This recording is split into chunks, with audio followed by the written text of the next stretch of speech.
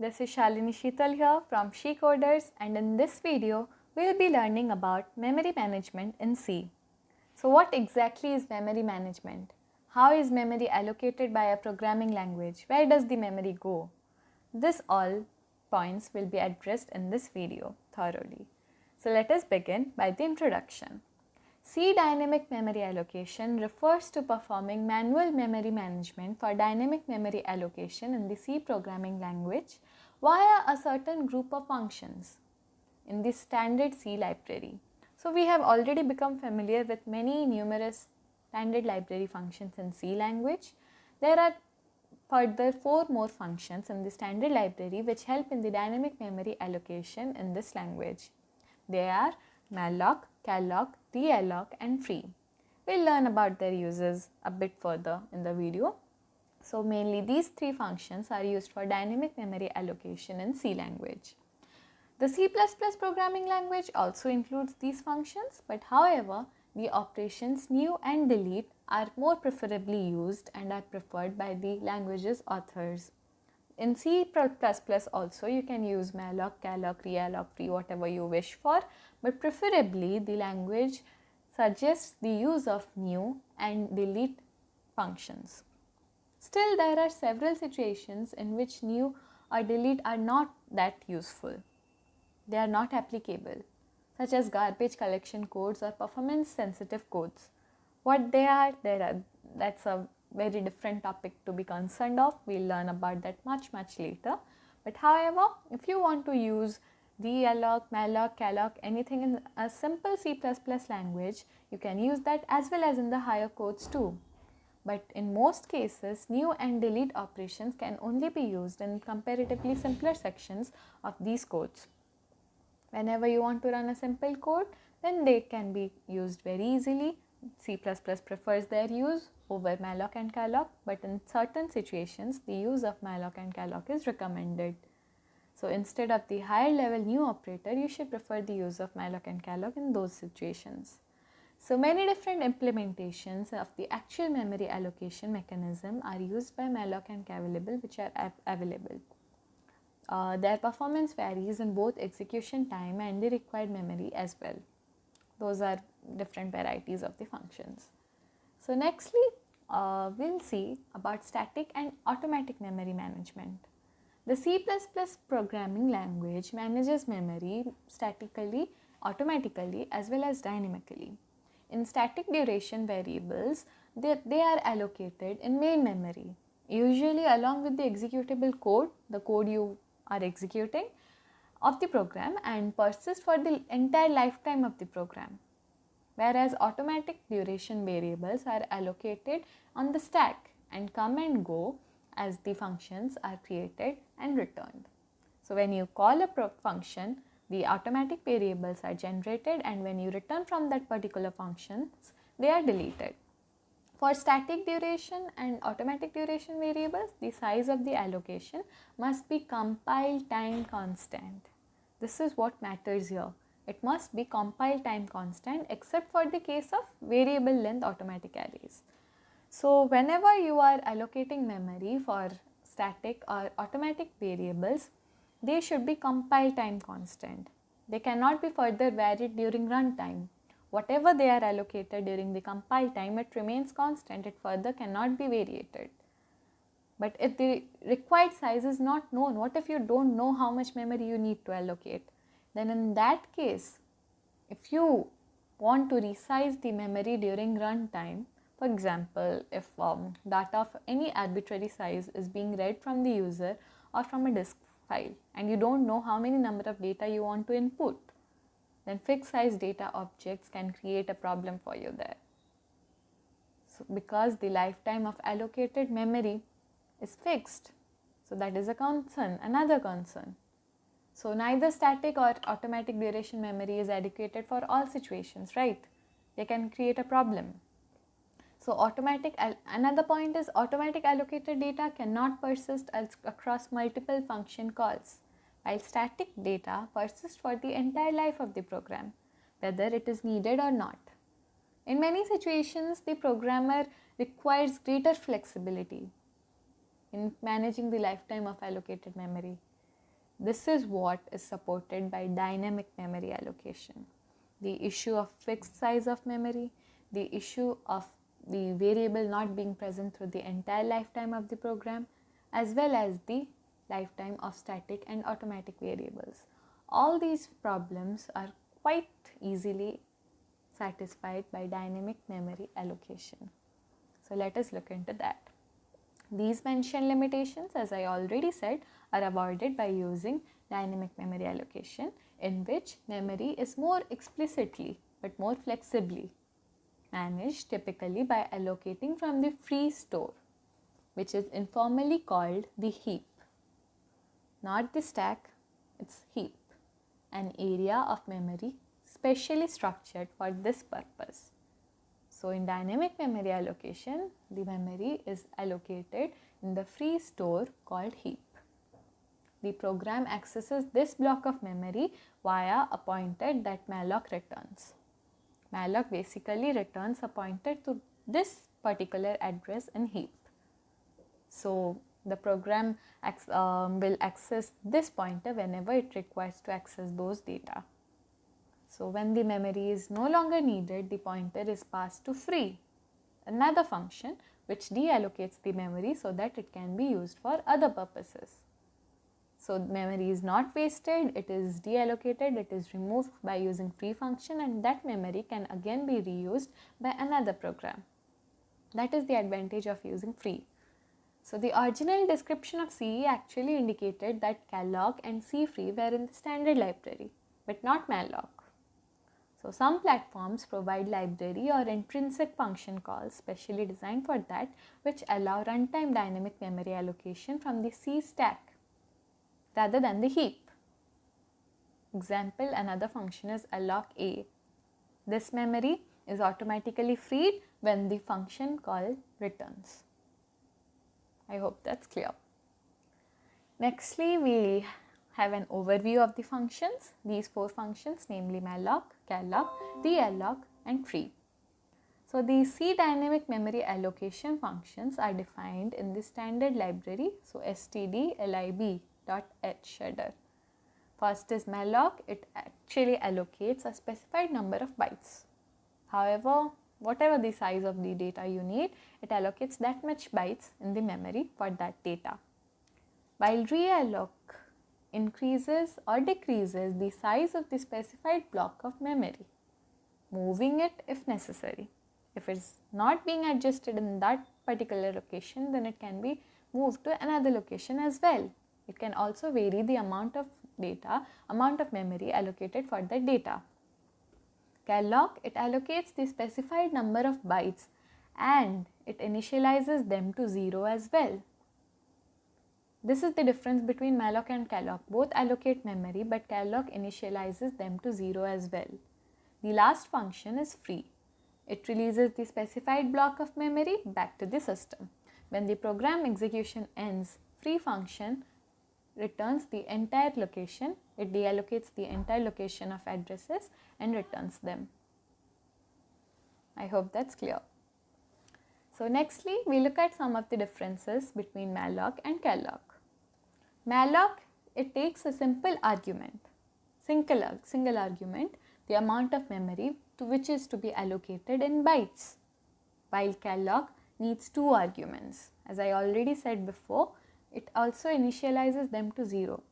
So the number of variables to allocate in memory as well as the size of bytes in single variable. So malloc does not initialize the memory allocated, while calloc guarantees that all bytes of the allocated memory block have been initialized to 0. So malloc, this is another major difference. Malloc does not initialize them and calloc initializes them. So on some operating system, calloc can be implemented by initially pointing all pages of the allocated memory's virtual addresses to a read-only page of all zeros, and only allocating read-write physical pages when the virtual addresses are returned to. And this method is called copy on write. So these are the major differences between malloc and calloc. So While programming, if you are aware of the size of an array, then it is easy and you can define it as an array. Whenever you know the size, we have already learned the initialization of an array. You can do that simply by using the syntax char name of 100.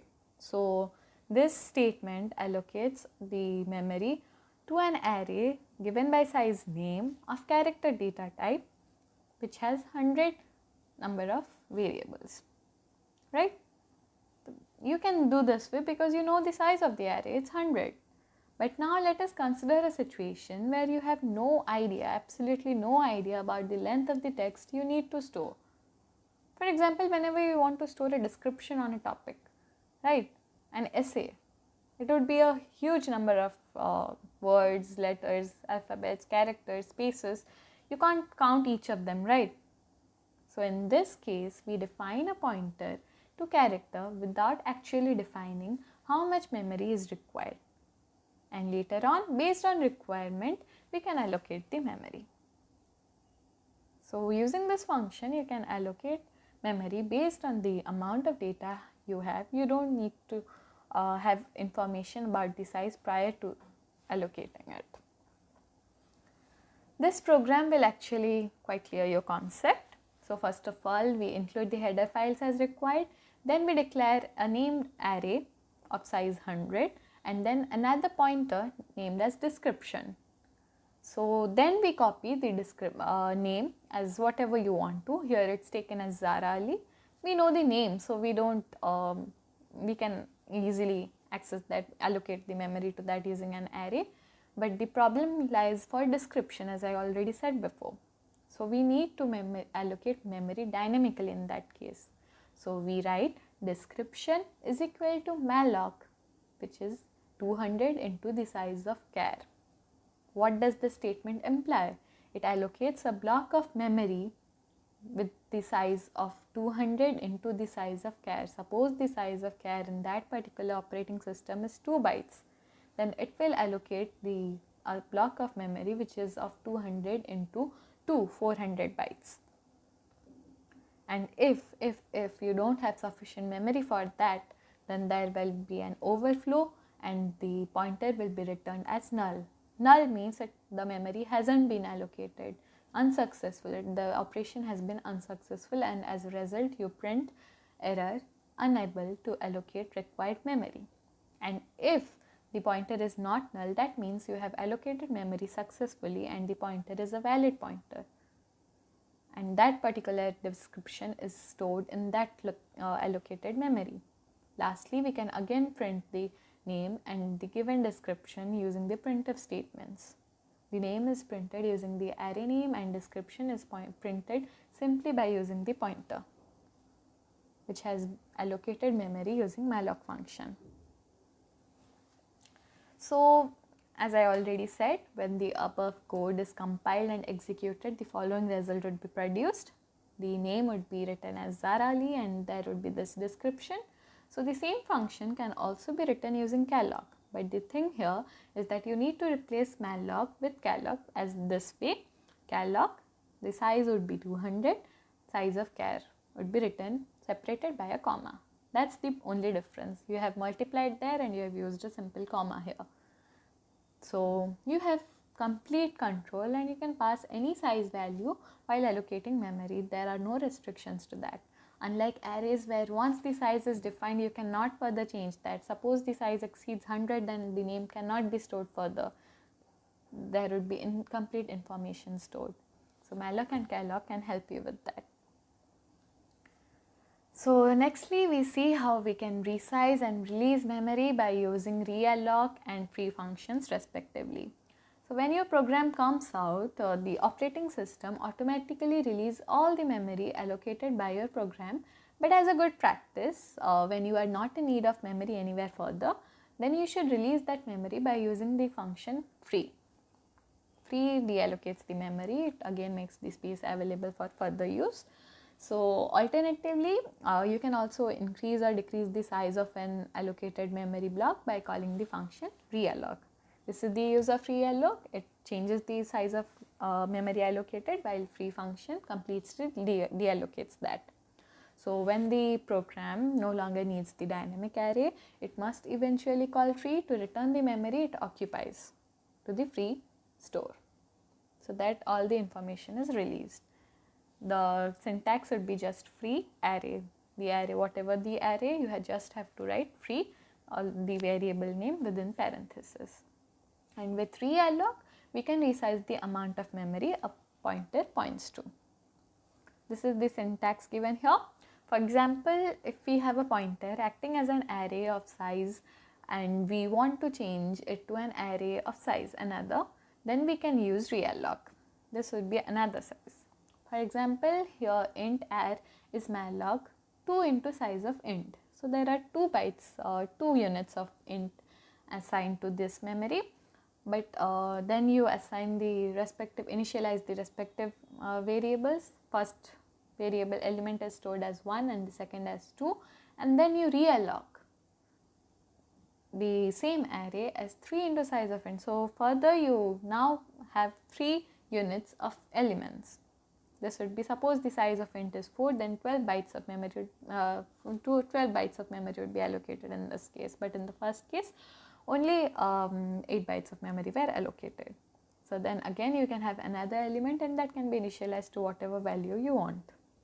Now another point is that reallocate function, the realloc function must be assumed to have changed the base address of the block. For example, I want to say that if it has failed to extend the size of that original block and has therefore allocated a new larger block elsewhere and copied the old contents to it, it can also do that. It can completely take the entire block of data to another place in order to have them adjusted there. Therefore, any pointers to addresses within the original block are also no longer valid. We had also discussed about dangling pointers. That's the issue here. Whenever memory is reallocated or deallocated, the pointer must be changed again, otherwise there would be the issue of dangling pointers. So nextly, let's move on to type safety. So malloc returns a void pointer which indicates that if it is a pointer to a region of unknown data type, the specific type is not portrayed, so you have to mention that. The use of casting is required in C++ due to the strong type system. That's the issue with C++, whereas this is not the case in C actually. So basically you have to use typecasting for C++. For example, if you see in this example, then suppose this pointer is allocated int star pointer, and pointer is then allocated the size of 10 times the size of pointer, and then it is again assigned as int star. The int star, the first parenthesis, the data within the first parenthesis specifies the type, data type. Int means the pointer is of integer type. This is typecasting here. You forcibly change one's data type into another so that there is no further confusion and no further data loss. And then you can use that as 10 into same thing, size of pointer. So actually there are both advantages and disadvantages of it. Let's look into it. What are the advantages first? Positivity first. So including the cast may allow a C program or function to compile as C++. This is the advantage here. The cast also allows for pre-1989 versions of malloc that originally returned a car star. Originally they returned cars, so now if we use typecasting, we can also deal with that. Casting can help the developer identify inconsistencies in type sizing. Should the destination pointer type change, particularly if the pointer is declared far from the malloc call. Although modern compilers and static analyzers can warn on such behavior, however, the cast is still preferably used so that there would be no data loss. Now, what are the disadvantages to it? So, firstly, under the C standard, the cast is redundant. Adding the cast may mask failure to include this header standard library.h, in which the function prototype or malloc is found. And lastly, if the type of the pointer is changed at its declaration, One may also need to change all lines where malloc is called and cast. That's the issue. Now, lastly, we'll look at some of the common errors that we come across using in memory management. The improper use of dynamic memory allocation actually can be a huge source of bugs, and you can totally be confused what to do with that. So these are 3 types of errors which can you come across, so be familiar with that. First one is not checking for allocation failures. Now, memory allocation is not guaranteed to succeed. Instead, it may return a null pointer. As I already said, whenever there is unsuccessful memory allocation, a null pointer is returned. And in that case, you must know it is an overflow and you cannot allocate memory to your data. The next one is memory leak. That is the failure to deallocate memory using free. It leads to buildup of non-reusable memory which is no longer used by the program. So this is another issue here. And the last one is logical error. That is possible in any type of code you use, any algorithm you use, and hence in memory management also you can have logical errors. All allocations must follow the same pattern: allocation using malloc, usage to store data, and deallocation using free. You must keep these points in mind. Failures to adhere to this pattern, such as memory usage after a call to free or before a call to malloc, calling free twice, that is the usage of free twice, usually causes a segmentation fault and results in a crash of the program. So if you want to run your code successfully, then keep these points in mind. You must allocate memory using malloc, and if there is no overflow, you must again deallocate it using free function. So these are the main major points to keep in mind while managing memory in C language. I hope most of your concepts are clear. This is a very useful topic and you must keep them in mind. So I hope you like this video. Thank you and have a great day ahead.